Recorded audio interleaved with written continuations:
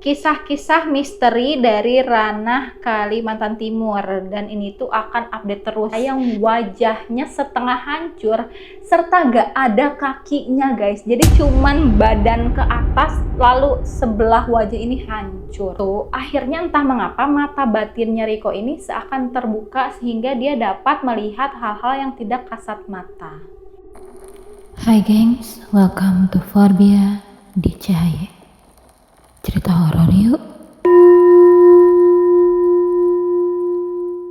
Hai Bias, how are you guys? Semoga semuanya tetap sehat dan dalam lindungan Tuhan ya.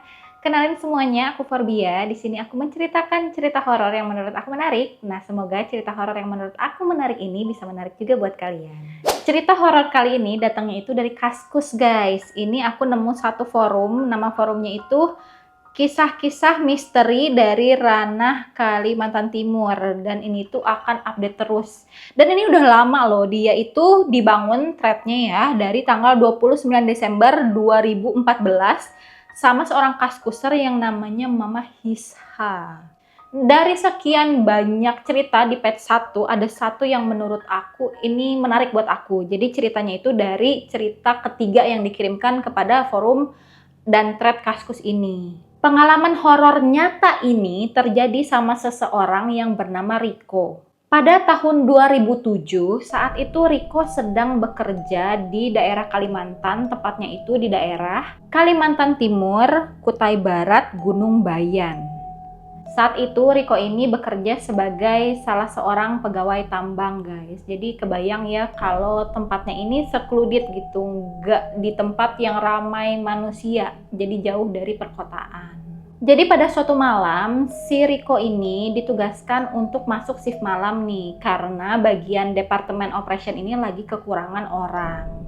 Jadi di sini Riko yang sebagai anak baru nih, pegawai baru, jadi dia berinisiatif menawarkan diri untuk ikut membantu biar bisa saling backup supaya kerjaan kantornya ini bisa selesai tepat waktu. Namun ternyata niat baiknya Riko ini malah menjadi awal dari segala kejadian mistis yang terjadi di hidupnya. Pada hari itu Riko selesai mengerjakan pekerjaan administratifnya itu kira-kira pada jam 3 sore. Setelah itu dia rencananya mau pergi dulu ke camp karena dia mau istirahat sebentar nih. Akhirnya di camp ini dia pun ketiduran dan tertidur pula sampai jam 5 sore. Pada waktu itu sebenarnya Riko tuh mengalami mimpi yang lumayan agak janggal ya, agak aneh. Di mimpinya ini dia didatangi oleh seorang wanita yang benar-benar luar biasa cantik. Cantiknya itu kayak seorang putri. Namun wanita ini menggunakan pakaian khas dari daerah Dayak. Dia nggak begitu ingat mimpinya itu seperti apa. Akan tetapi pada saat dia kebangun yaitu memang udah jam 5 sore. Lalu pada jam 5.30 Riko ini dijemput sama pegawai atau tim yang lain. Di sini dia nyebutnya si kru ya. Dia dijemput supaya bisa melanjutkan pekerjaan di tempat kerjanya ini. Nah, anehnya saat dia lagi siap-siap gitu ya, terus dijemput juga sama si kru ini, dia tuh ngerasa kayaknya malam ini akan terjadi sesuatu yang tidak biasa gitu. Itulah yang dirasakan si Riko pada saat itu. Nah, rasa cemas ini pun Riko sampaikan nih ke kru yang emang ngejemput dia. Sekaligus untuk basa-basi lah di sepanjang jalan. Jadi pada waktu itu Riko dijemput sama 4 orang kru lainnya. Nah, pada saat si Riko ngasih tahu nih, di mimpiku aku ketemu sama perempuan yang begitu cantik jelita seperti putri dari daerah Dayak gitu, dari suku Dayak. Nah, di sini teman-temannya yang lain itu malah bercanda guys. Bercandanya yang ke arah-arah mesum lah. Di sini Riko udah coba mengingatkan kepada teman-temannya yang lain, udahlah jangan bercanda yang mesum-mesum kayak gitu karena kan kurang pantas.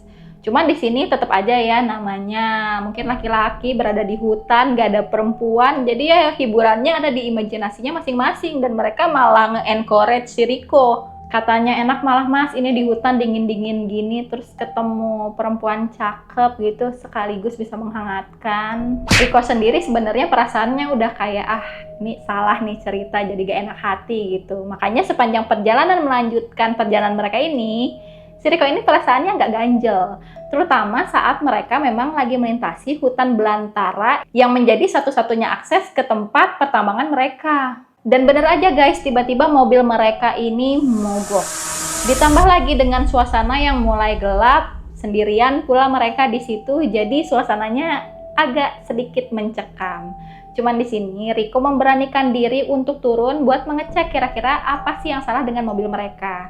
Beruntungnya di sini Riko tuh ditemenin sama satu orang kru lainnya lah yang bantu buat nyenterin tuh ke sekeliling mobil sama ngeliat ke mesin-mesin mobil kira-kira yang salah itu yang mana gitu. Tapi karena emang mereka basicnya nggak ngerti-ngerti banget sama mobil dan kayaknya emang ini mobil tuh udah harus diservis deh gitu ya. Akhirnya yaudah deh mereka memutuskan untuk nelepon kru servis biar nyamperin mereka sekaligus buat benerin mobilnya. Nah di sini si Riko sama satu kru yang lain tuh tetap di luar, sedangkan 3 kru lainnya itu diem di dalam mobil.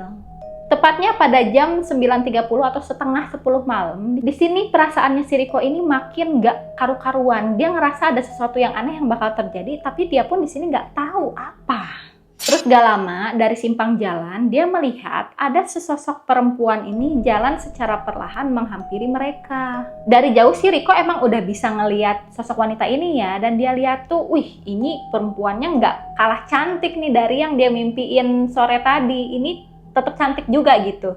Terus diam-diam perempuan ini tuh datang ke arahnya Riko. Apa yang kalian lakukan di sini? Tanya wanita itu ke si Riko.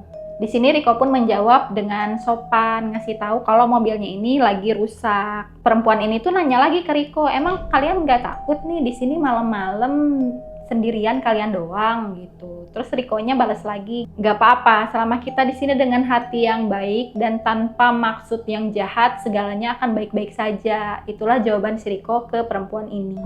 Cuma anehnya, ini kru yang tadi nemenin si Riko di luar sama yang ada di dalam mobil, tiba-tiba semua berhamburan pergi ninggalin si Riko lari terbirit-birit gitu aja.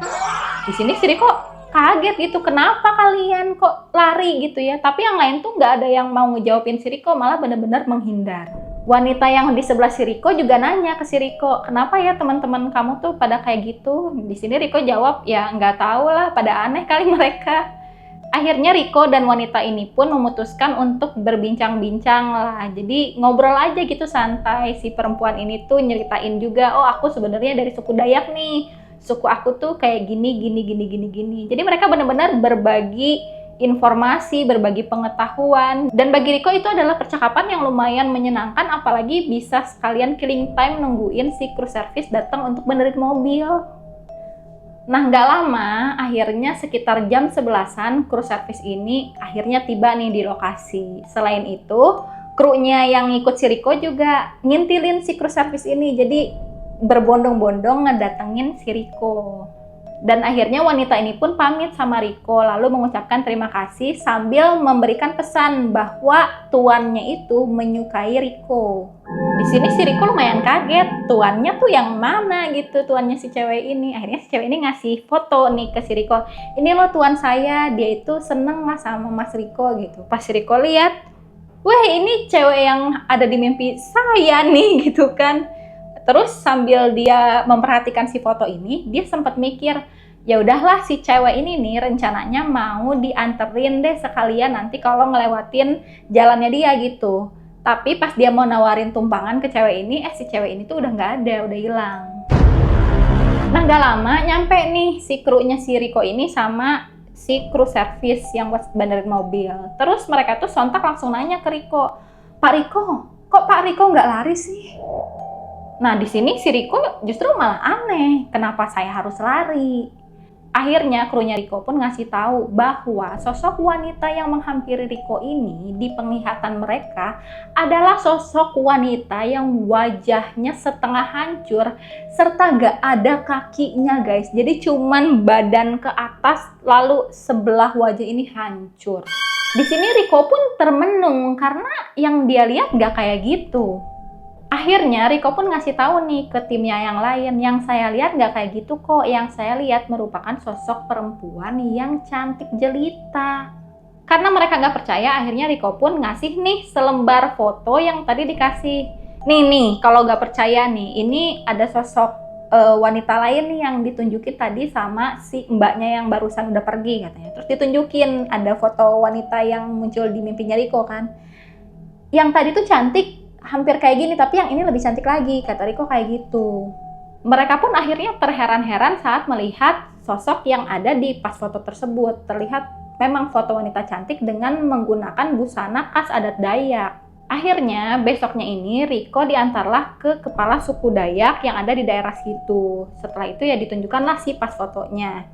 Nah di sini kepala suku Dayak ini memberitahukan kepada Riko kalau emang sosok yang dilihatnya itu merupakan seorang putri Dayak. Dan putri ini tuh merupakan rebutan seluruh laki-laki yang berada di desa tersebut pada kala itu. Namun akhirnya si putri ini memutuskan untuk tidak menikah dan dia tuh memutuskan untuk pergi ke hutan bersama para dayang-dayangnya yang lain. Nah, sosok wanita yang nemenin Riko ngobrol pada saat mobilnya mogok itu adalah sosok dayangnya si putri ini. Akan tetapi cerita kelanjutannya tuh setelah si putri dan dayang-dayangnya ini masuk ke hutan, mereka itu emang tidak diketemukan lagi jejaknya guys. Betapa kagetnya Riko setelah dia mendengar penjelasan dari kepala suku Dayak tersebut. Akan tetapi Riko tetap berusaha untuk menenangkan dirinya lah, untuk tetap stay cool dan mencoba ikhlas aja menerima kejadian yang menimpa dia. Nah tapi ceritanya tuh nggak sampai di situ aja. Karena keesokan harinya Riko ini bermimpi lagi dihampiri oleh putri Dayak ini. Dan putri Dayak ini tuh menyampaikan betapa senangnya dia kalau misalkan Riko ini lahir di zamannya dia. Karena dia pasti akan memiliki teman yang sefrekuensi dan bisa diajak ngobrol seperti ini. Dan pada waktu itu pun Riko benar-benar berusaha untuk bangun gitu. Setelah dia bangun dan membuka mata, di situ si putri ini, putri Dayak dan dayangnya beneran sedang berdiri di sampingnya Riko di dunia nyata, bukan dunia mimpi lagi guys. Nah semenjak kejadian itu akhirnya entah mengapa mata batinnya Riko ini seakan terbuka sehingga dia dapat melihat hal-hal yang tidak kasat mata. Bahkan Riko sendiri pun masih merasa kesulitan untuk membedakan mana sih yang sebenarnya makhluk dunia sana sama yang makhluk dunia sini yang asli manusia gitu. Sekian cerita dari Riko, menurut aku ini sangat menarik karena memang Kalimantan itu sangat kental terhadap kemistisannya dan menurutku tanah Kalimantan itu masih merupakan tanah yang sangat amat sakral. Nah, nanti kan ibu kota bakal pindah nih ke Kalimantan.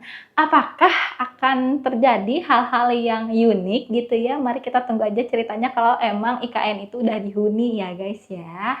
Sekian ceritanya, maaf kalau misalkan aku ada kesalahan penyampaian atau ada hal lain yang kurang mengenakan, kritik dan saran silahkan tinggalkan di kolom komentar. Jangan lupa support aku dengan komen, like, dan juga subscribe. Juga share ceritanya kalau menurut kalian ceritanya ini seru ya guys. Oke, itu aja semua. Thank you, bye-bye.